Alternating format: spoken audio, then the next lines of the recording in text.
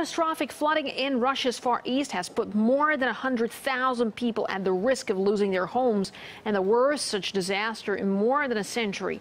Nearly 20,000 people have already been evacuated to safety, but that number is expected to rise with heavy rains likely to last until September. The floods hit more than 120 villages, with locals being moved to shelters for food and medical care.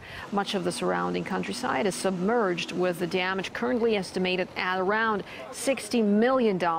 RT's Paul Scott reports from the scene of the deluge.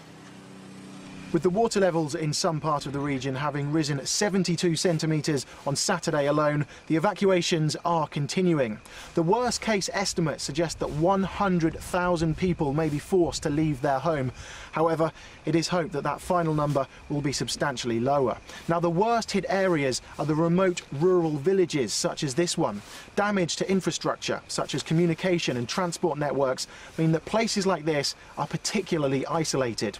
But help is at hand. On Saturday, Moscow provided 50 tons of humanitarian aid, including food, boats and life jackets, and 11,000 military personnel are also aiding local services.